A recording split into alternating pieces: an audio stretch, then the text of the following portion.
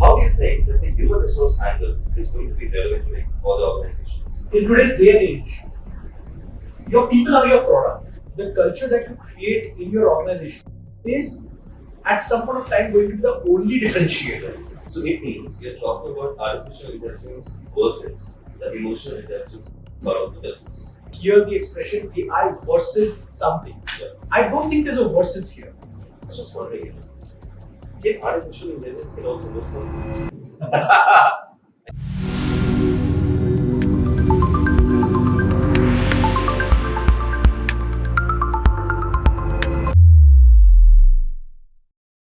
Welcome to the People Engine podcast, your go-to space for honest conversation about people, workspaces, and the future of human resources. My name is Rajan Kapoor, founder and the managing partner of Recruitment. Over the last 2 decades, I've witnessed an HR evolve from admin-heavy roles to talent-focused strategies. And now, with AI stepping in, we are at yet another turning point, a very important one. AI today touches every aspect of human resources, from screening candidates to training employees. It's driving efficiencies, speed, and cost savings. But here is what's actually true. The more technology automates, the more critical human connection becomes. And here's something organizations can't afford to ignore. With Gen Z entering the workforce in large numbers, the definition of great place to work has shifted a lot.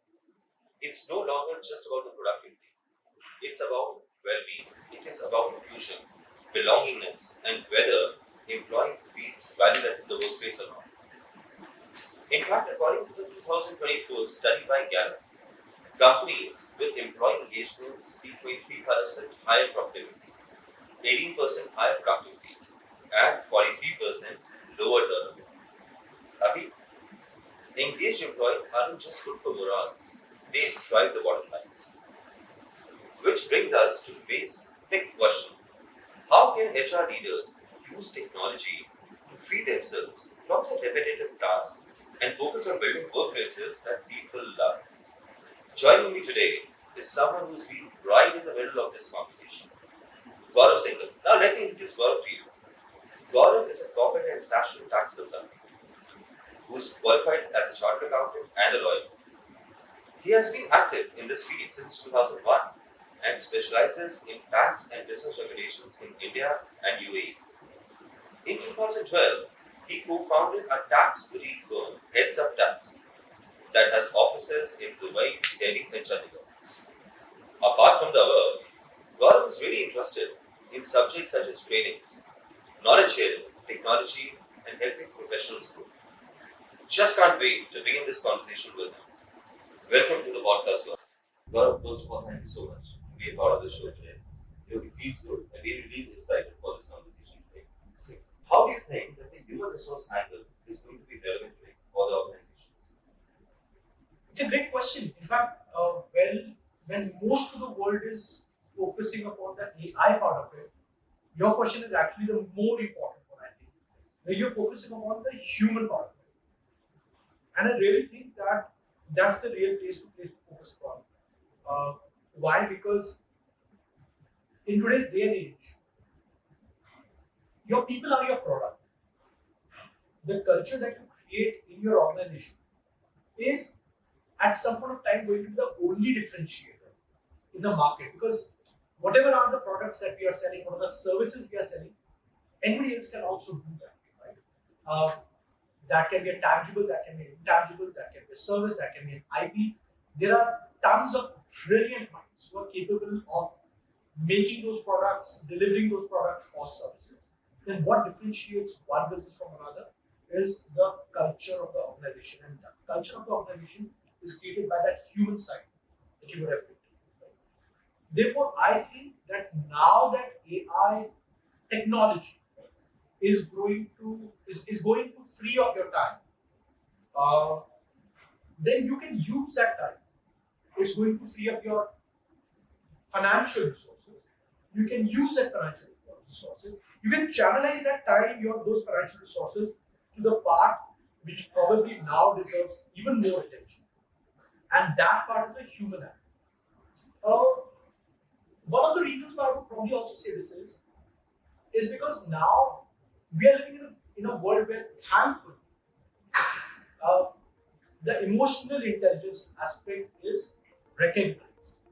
Uh, Mental stress, breakdowns, those are the things which people don't hide it. People talk about it openly, and therefore, it's for the employers to rise to the occasion and start recognizing that aspect, start paying attention to it, start uh, focusing upon that software aspect to differentiate their organization. That's how you become an employer of choice. So it means we are talking about artificial intelligence versus the emotional intelligence part of the business. That let AI concentrate on doing things and following processes which are important, or maybe which are redundant, versus human resource, which has to focus more on emotional intelligence, which is going to be the real and the crux of businesses to go. Yes, see, there's a fundamental issue that I have personally. Whenever I hear the expression AI versus something, I don't think there's a versus here, because you have got a great friend here. And why am I saying so? So honestly, Rajan, when you told me that I have to talk about an issue related to HR, AI, I'm a tax guy. You get me started about taxation, you'll have to beg me after 4 hours to shut up. But when you ask me, I was looking for somebody to tell me should I go and should I not go for this podcast? Will I even add any value to this or not? Like most of the times when I have said I was looking for some guidance, the mentor was busy, so I asked my AI companion, and what I found was that it gave me 3 or 4 reasons, each reason having 2 sub-bullets on why I, a tax guy, is a good fit to talk about this thing, because I'm a founder and founders are supposed to think about the issue. That's what I do day in, day out, because it knows the conversation I'm having with it 90% of the time are about the issue. So, what I found really after the conversation was over was that my AI tool was actually giving me that emotional support, right? Which is the reason when you asked that question, Rajan, AI versus emotional intelligence. I think the AI gave me the emotional intelligence, which, I mean, I lack most of the intelligence, also emotional intelligence, but that's where I found the support from that tool. Therefore, I feel in a lot of ways, AI is giving us that support, that emotional intelligence, which we look for in a best friend, in a good team member, in a spouse. Ironically, people have found it more convenient in an AI tool. So therefore, my answer to your question is that I would put it like this: that AI versus emotional intelligence. I would actually try to reach the goal of emotional intelligence through all the tools at my disposal, including AI. Okay? There are already studies. AI tools are able to detect emotional issues with individuals better than psychiatrists themselves. Right? Yeah, absolutely. So I'm not just talking about the extreme scenarios such as schizophrenia, etc., on which there is documented research, but even talking about those subtler issues like depression sometimes, which people mask and fake. But those are also the aspects for which, again, maybe through pattern recognition. But there are tools who are doing a better job at detecting this. So therefore, now as an organization, we have 2 advantages. What are those 2 advantages? Advantage number 1, we have a very smart companion, and second, and this is a very huge issue that I want to bring out, that companion is not anymore very costly. In past, technology used to be prohibitively expensive. Organizations were taking this call on whether to have an in-house server or not. Now you can get it for peanuts. Now you can get some really kick-ass AI companion, sometimes for free, sometimes for subscription of $200. That's it. So my point is, the kind of investments which people were reluctant to take in past, and they used to give themselves an excuse that I'm an SME. Right? Now there's no need for us to worry about those things, and that's where I feel a lot of businesses have this great advantage to their disposal, and that advantage, if fully built, fully utilized, will make them a better workplace for their team members. Right, so I think that's a good point. Gaurav, I know you for the last 20 years. I think very initial stage of the career when you started, I think that was the time that we got in touch with you. Very simple thing that I want to ask you now. We have seen things together. We have seen technology taking shape. We have seen technology touching every aspect of the business. Right? We never thought that AI would be able to help generating the leads. Why is it for example? Now is doing so. We talk about HubSpot. But that is one example of the sales side of things, which technology is changing. Technology has taken over. When we see this, probably 20 years back, an organization which was like 2,000 people used to be a massive organization. Right? Today, that organization has grown to the size of about 60, 70, 80,000 people also. Right? So do you think that our human side, if you talk about the human being side of things, then we are within the large market at this point in time. How can human resource will take advantage of AI and how can percolate down the culture and the visions for the employees which really wants to? Because both have changed, employees have changed. People who are coming to the workforce are very different from what you started with. I hope you try that going forward with the business. When we talk about 80,000 people. So firstly, you get three examples, right? The third part was the third bullet that you said was that how can HR also contribute to business. The first way, at least the way I think, is that ask the knowledge enterprise. For us, the third bullet and first bullet are actually identical. Right? That means my people are my business. My people is my first business. My client, quite honestly, is not as big as huge an issue for me. Right? I mean, these are the most founder of Big Ten accounting firm in Dubai. That was about a couple of weeks back, and I noticed he said that Gaurav bhai, for past 11 years, my time actually goes entirely in people management. Tax तो Dubai के अंदर था ही नहीं पहले, right? अभी तो IFRS भी जो है वो मुझे पता है, ऑटो पायलट के अंदर है, he's actually an expert, right? But he was so humble. He said that I don't obsess so much over the technical aspect. What I obsess more over is the people aspect, right? So yeah, absolutely.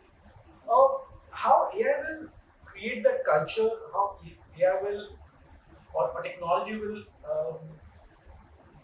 percolate that culture down the organizational hierarchy. See, first of all, I think the example that I have offhand is that in our office we have a concept called TMT, user monitoring. We record user monitoring. We call it TMT, right? It started as MMT actually, but then nobody liked the idea of sitting in a training on a Monday morning, so it's a TMT test, right? So and there's no compromise there. You have to attend it. No exceptions, no partner exception. Nothing. Everybody has to.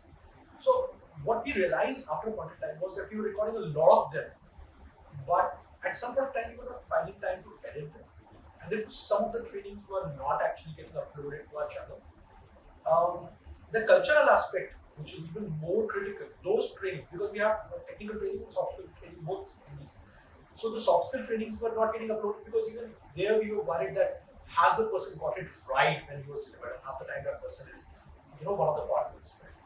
So we realized that you have tools now which can create videos for you and podcast for you as well. So Thank you so much. so what we did was Google has notebook element. Right? So what we did was we fed it a document that we made, because frankly making a document is a bit easier than actually shooting a video.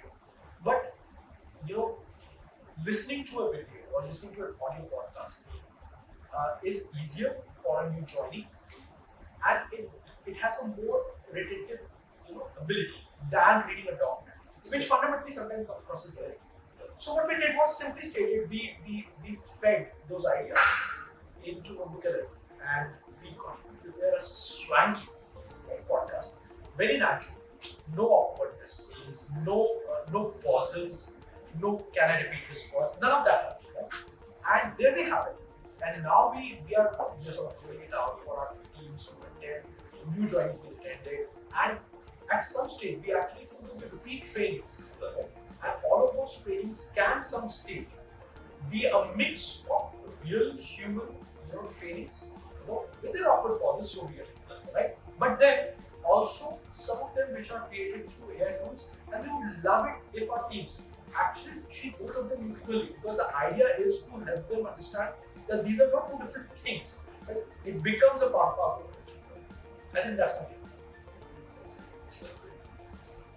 Gaurav, when I was talking to you about this podcast and about this concept of AI human resources, what I realized is during the research time, talking to people, talking to human resource professionals, I could sense a little fear in human resource professional as a whole. There is some kind of fear. They really perceive that AI and HR is going to take a lot of jobs, at least for the employees in the human resource division. Right? I don't know whether this fear is actually valid, not valid, how it shapes up in the future. Right? But there is a normal sense of fear which is there. That, it's a work which is going to be replaced by human resource into human resources again. Right? Right. So in this time, if we talk about it, how do you see a human resource? I know, you being a tax consultant, I know, but I think it's a human side also. How do you see the human resource people should strike a balance or probably upgrade themselves to become more relevant in this game of hiring, comp and then, rewards and recognition, the complete set of human resources? How do you find that? Yeah, I see. There are two ways of looking at it. Is it valid to feel that there will be a job loss? I think to some extent, yes. We are already seeing that there are banks that are announcing that they are cutting jobs. Companies are already announcing it. So let's not deny that part. Right? There will be job losses, permanent job loss. As you have already said, reskilling is probably going to come first. Actually, look at the whole history, right? That's interesting. So in every phase of industrial revolution, there was a mechanical industrial revolution, which was the first one when we started using steam. Then came the second phase when we started using electricity, and there was mass production. It actually completely bursted the whole thing. There's this Hindi movie called Kalam, Varun Dhawan, Alia Bhatt. In that movie also, the underlying theme, apart from the romance part, the underlying theme is that there's a lot of mechanization happening in Lahore, right? Which is the reason why a lot of people are fearing that there will be job losses. Then came the digital phase of the revolution, industrial revolution. Now maybe we can call it the AI phase. Both of it, I lost out actually. The point that I'm trying to make is at every stage there has always been a fear of job loss, and yet the civilization has survived. The jobs have got created as well. See, look at it from an economician's, capitalist economician's perspective as well. If I'm a capitalist economician, I'm not saying I'm an evil guy, but under the fundamentally speaking, I want people to buy my product. I can't afford to live in a world where people don't have jobs, they don't have money, and therefore they can't buy my product. Right? What are the minds that you're talking about? It's really interesting. It's good domains. Okay, yeah, so thanks. Sometimes natural stupidity. So, therefore, there will always be organizations looking at ways and means to create jobs too. When there was a lot of mechanization at the beginning of it, everybody was thinking, who will now be using chisel and hammer? But then the question came up, who's going to be using all these machines? Right? Back then, if you had told somebody that, look, boss, there'll be people working in gigafactories, making tablets. What the hell is a tablet? Right? They won't have concept. Imagine the concept of a tablet, and there will be people lining up outside Apple showrooms on the mornings to buy tablets. And therefore, I feel in every sphere, as a case of HR as well, there will be new job applications, right? New kinds of roles which will come. I'm going to work it out of my league and make a guess about what the HR people should probably be looking for in upskilling. The part of working with the technology is actually not going to be so difficult. The whole point of AI is you can interact with it in a very natural form and fashion. The more important part of it is now going to be able to understand what are the asks of this generation. Because you know what, Rajan, you mentioned we met in 2009. 16 sweet years. Yes. So, it's easy to say that back in my days, we used to work for 12 hours, 16 hours a day. Those were old days. And let's not romanticize calling them good old days of that. that was probably right at that time. In today's day and age, you have a different expectation of your team members, of your colleagues. Embrace that. That is the part on which I am guessing that the HR will probably need to focus upon. How that will then become a core part of your business decision making. Actually, how probably that will drive your business decision making. How an HR head and a CEO will sit together, strategize whenever they are thinking of adding a new business line to their okay. That's the part that I think we need to focus on. So I think that's a very positive reply from your side. And the audience will understand this that you become any part of revolution, be it industrial, be it digital, or be it any kind of revolution, mass production. I think the pie is always getting bigger. I think this is some compromise. Good for the corporates, even good for the governments. Governments are relentless on the demand employability. It's not going anywhere. Things are going to be easy. God, it's very interesting to me because taking you to a point where it's more of human resources and lesser tax. It feels like you're putting you in a tough spot. Yes, like absolutely. I really like that. I studied for this. No, because a lot of artificial intelligence that we're talking about, is it really there or not? I don't know. There are people who talks about it that it is just a dose, it's just there. It may come, it will come for sure. There's no doubt about it. But I'm taking you down the lane into human resources. If you talk about human resources, I think I'm really interested in talking about the recruitment side of things. Because I think that is what I've been doing. And I really understand the pulse of that particular function. Yes. AI today, if you talk about, as I said, large organizations, job postings, thousands of screenings, thousands of data creations, wrong decisions made, right decisions made, by people saying, those little things which are mundane, those are volume-driven things. Technology versus AI, that is going to happen. But what about the empathy side of things, the people side of things, which are very important? And what role do you really think that a CEO or CXO should play and think about it to make the processes leaner, to make things better, livelihoods better, but also driving the profitability to the That's a pretty deep question.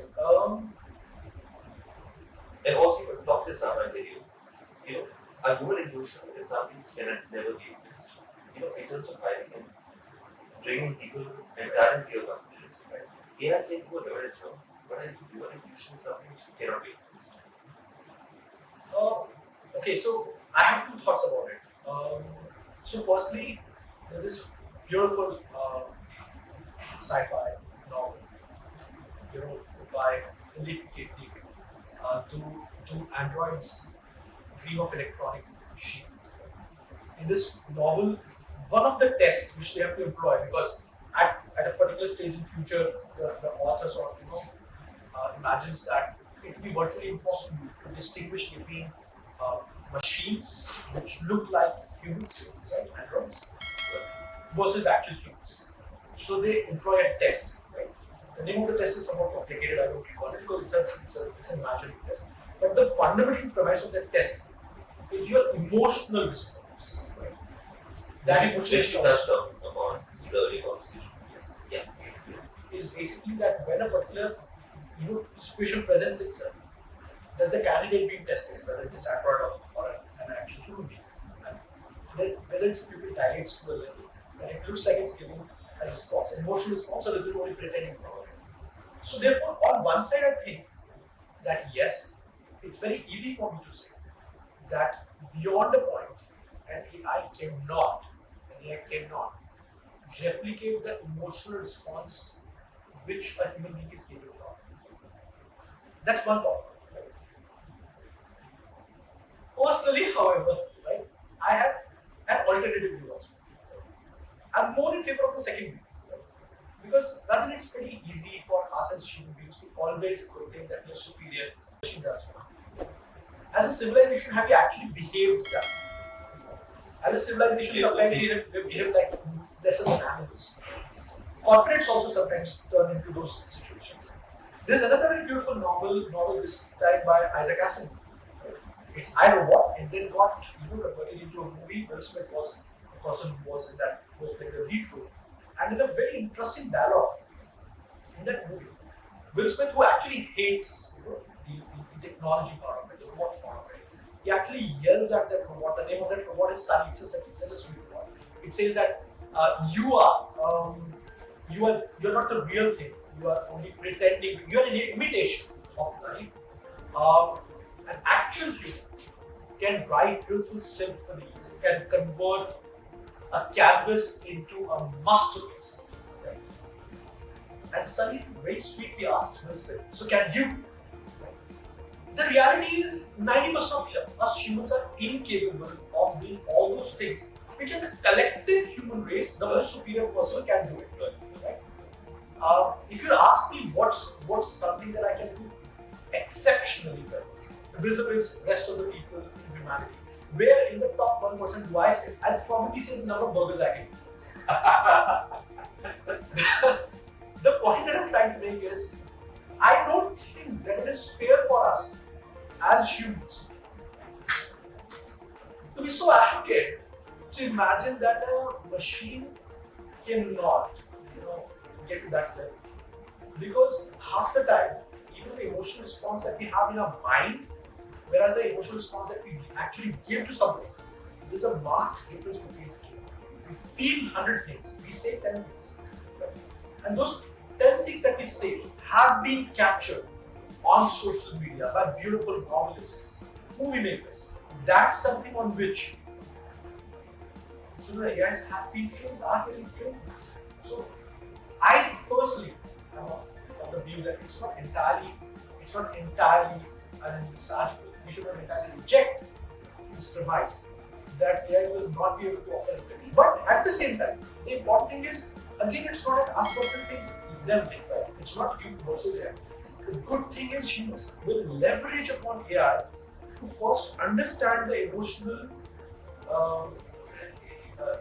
emotional responsiveness of the organization, of an individual, and then probably interact with them, to speak to India, to come up with how to react to them and then act.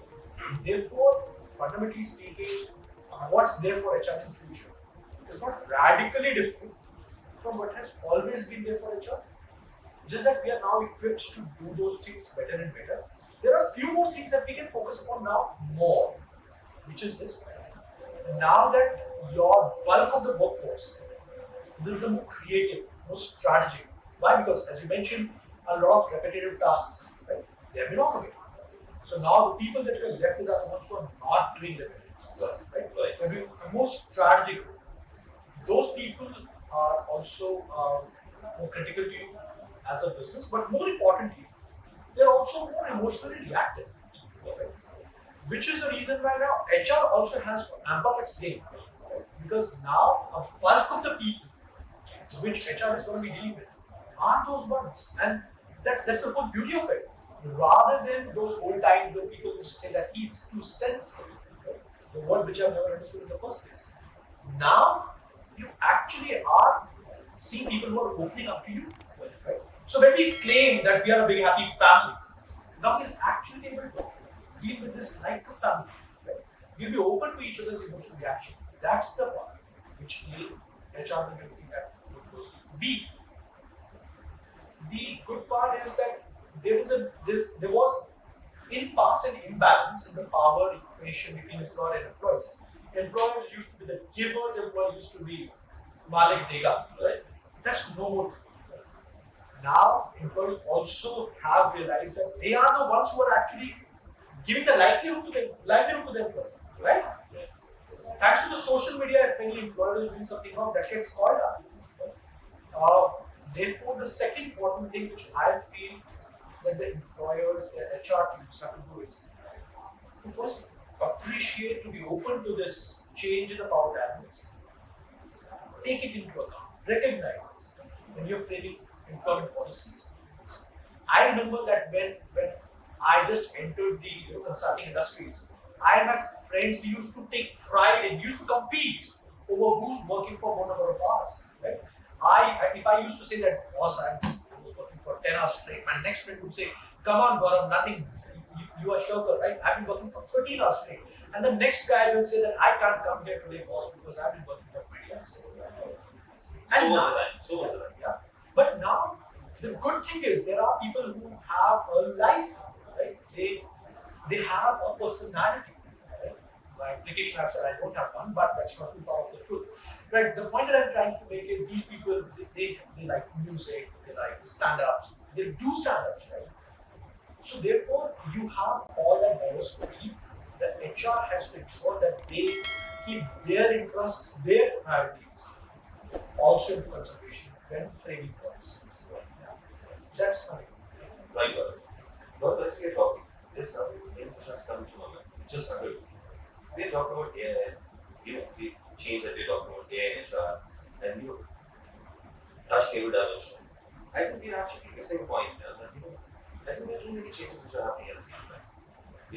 I think AI is one thing for sure, but at the same time, generational change in terms of an employee, an employability, I think that is also making a dent somewhere.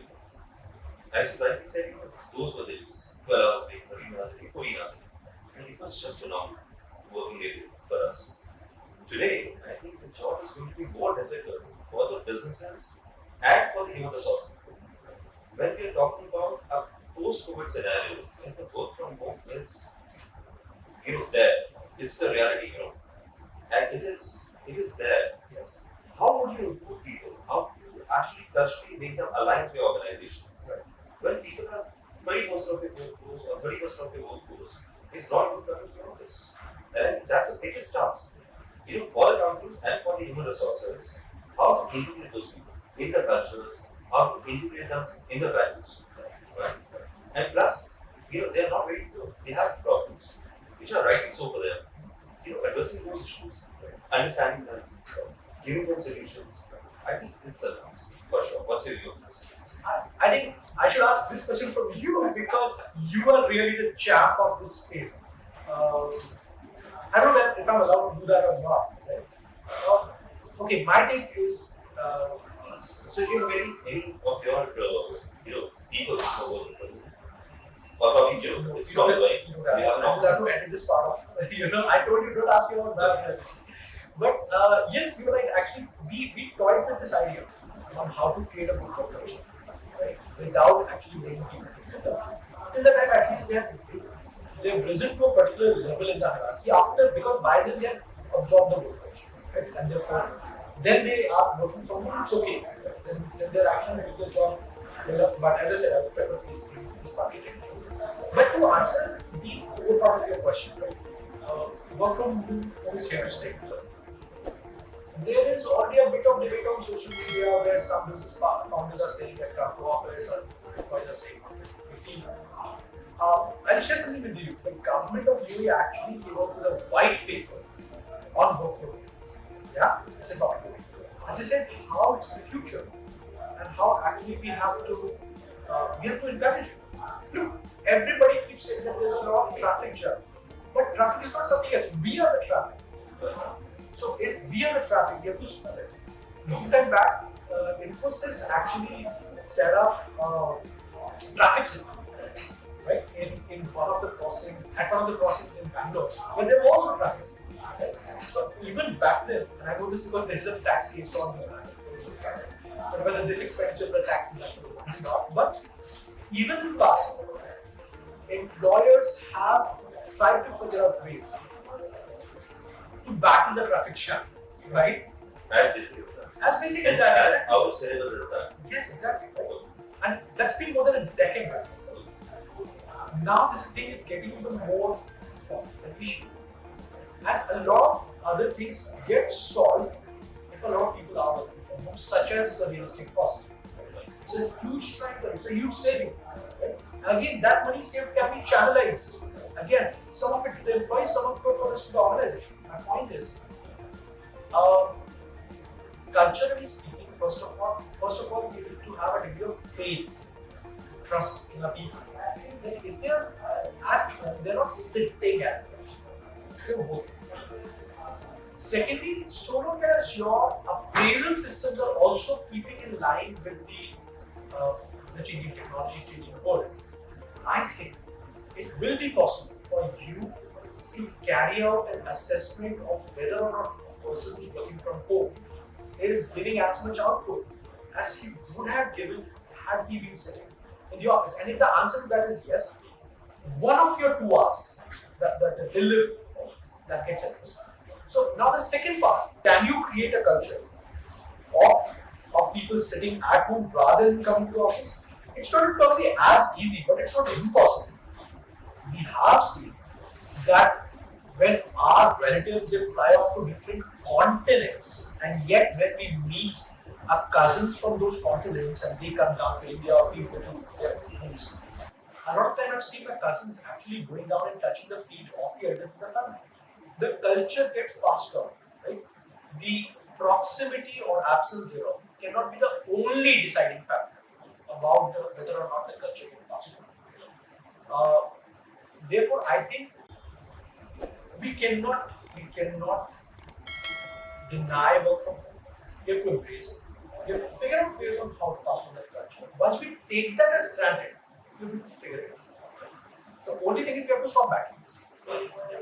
So, while we are talking about this work from home thing, I think it's a good thing to talk about, and you gave the right pointers also. I was just wondering, can artificial intelligence can also work from home? I was just thinking about it. I think it can. What do you think? So, when we talk about this artificial intelligence in human resources versus the HR and human side angle of HR, there are umpteen examples that I've seen, that I've researched. With the Indian context also, we talk about the data book. For example, I think anything that we talk about in terms of achievement, data is one thing that just comes naturally.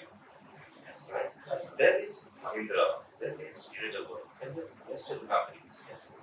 And there are living examples of using technology, AI, along with the human resource teams, and a human approach and people-centric teams, and the advancing in it. Right?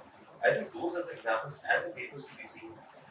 That how they are achieving the results along with the technology without dispersing people from the human resources, giving them adaptation and a very friendly approach towards technology and its tools. Right? They have done it well. We all should learn from them. So I personally think that Gaurav, the kind of conversation that we are having, I think one more understanding that I just want to have your mind on, that is when it comes to the compensation and the benchmarking and also the increment side of things, appraisal side of things in the corporates, how do you think that AI can play a little role to make it more transparent? The rating systems and the 360 degree that we talk about, and how can we really see that some kind of advancement or applicability from AI side? So it's actually one of those perfect examples of domains where AI can be used to create an organization which will also probably at some day and age get named alongside the likes of Tata's segmental. Why did we give the example of Tata's, Rajan, is because firstly it's a name, it's a brand that people trust, employees trust. Employees. Yeah. We have looked at what happened in 2611, Taj Group. Right. Those people were very clear that come what may, they have to protect their clients, their customers sitting in the hotel, and they knew that the employees are going to take care of their families if something goes happen. And it's a big, Right? It's a huge thing. It's a huge responsibility. huge trust. Yeah. So the fact that you are able to use technology to the advantage of business gets built only on a very rock solid foundation of the trust of your team members, right? That's something that we have done. That is where again the question that you asked, appraisals is one of those areas where classically in 7 out of 10 cases, 7 out of 10 organizations, there is some small degree of distrust, right? That the appraisal is based upon favoritism, gut feelings, or personal biases.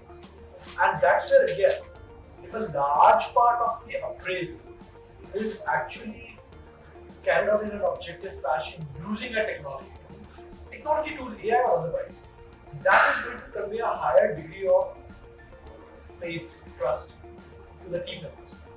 That foundation is going to build very well. The human element will always be there, no doubt about it. But again, if the AI is acting as a check against the human element and flagging up that there is always appearing to be some sense of bias, then probably it will be a good idea to check is that a well-deserved case of bias or undeserved case of bias. I think there's a kind of between these two. Yes, yes. No, I think, again, the very valid point. For the fair systems to happen, I think there has to be unbiased checks on and the processes there. And I think trust being in the center of the organization. As you rightly said, more towards the employees and more in the employees. I think organizations will do fairly well. So if you talk about artificial intelligence, as we've been talking about it, let's drive to the point and let's be clear about the systems that not what way. Let there be any evolution in technology. Given resource and given resource as a capital will remain in the organization for a very long time. The basis is upgradation, and which is very fair thinking. Be it technology, be it sales, anything that happens. I think employees and people, they have to upgrade themselves. There's no fear when it comes to technology going to take away the jobs. I think it's more of a friend, it's more of an enabler if you utilize it in the right fashion. And in your case today, as you rightly said, that before coming here, you spoke to perplexity, that thing. So I think that's how it is. I think it's one of the finest examples of using technology for the better results and better performances. I think we all are seeing, as long as we know how to adapt and go forward. I agree. So, see, excess of anything is bad, and we are already now getting cases of AI psychosis. So let's not be overly dependent. Right? Always fact check, right? Because we have heard of cases of AI hallucinations as well. Is it? Yeah, absolutely. So in the tax world, it has happened already several times now, where one of the representatives has referred to certain decisions which he pulled out using a research, carried on using an AI tool, but that decision does not exist in the real world. Yeah, and then the court pulled up those people. Right? In one case, the bar council license was suspended of that individual. This is a US tax issue. But the point, and this is something which has happened in Bangalore tribunal as well. What I'm saying is, we have to upskill ourselves and we have to identify what do we have to upskill about. That means, as an HR person, you may have to upskill about the use of technology. Everybody keeps using the word AI. Generally, not everybody, 60% of the people think ChatGPT is AI. It is not. In fact, it is one of the very basic mundane kind of tools. There are far better ones that we can use, we have to use for different kinds of tasks. Right? There are a lot of things AI can do, technology can do for you, other than based upon the language learning model. That's the one we have to use. Leaving aside AI, there are so many other things that you can learn at a business management level as well. Those upskillings will make you a happier person, first of all. That upskilling will make you a more secure person in yourself, for your organization, for your job, for the society as a whole. Will contribute to the growth. Those upskillings are the ones which will make you future-proof, future-ready. Important point for the human resource fraternity. Yes, exactly. And I think any part of the civilization, business or otherwise, which is actually taking care of the well-being of individuals. We worship doctors because they're taking care of the well-being of individuals. That's the exact role which HR is playing, really speaking. For sure. So long as we identify that as business owners, as organizations, so long as the HR itself understands that is power, that is responsible. Right. There's no stopping. There's no stopping. Again, there's so many valid points to come to the surface because of this conversation today. I personally feel that when it comes to human resources, HR fraternity is just not HR. As you rightly said, doctors. They take care and they do take care of well-being. They are respected, they are looked up to, right?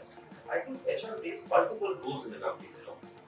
They are doctors because they take care of the employees' well-being, mental, in terms of other things also. They are sales agents also, they are sales people also. When it comes to the business, they are going and selling the idea that this person has to be done, or probably this training has to be done, or probably this set of new policy has to be incorporated in the organization. So we'll take that part also. I personally see all the colors of all the professions coming together one in the human resource credibility in organizations. Big, small, I'm just not talking about it. But I think the most important thing in the People Engine podcast is people. And we personally believe that they are here to stay. They are not going to be replaced. They are the ones who will use the technology and go forward much, much further in their careers. Is that right? Absolutely, each other. But it's great to have a conversation with you. It's always lovely talking. Yeah. I personally feel that there's more to talk about it. Let's research more, come back more with the more pointers. But I think we have set the base in terms of conversations for the future and a lot of goodness and thankfulness which is coming from my side.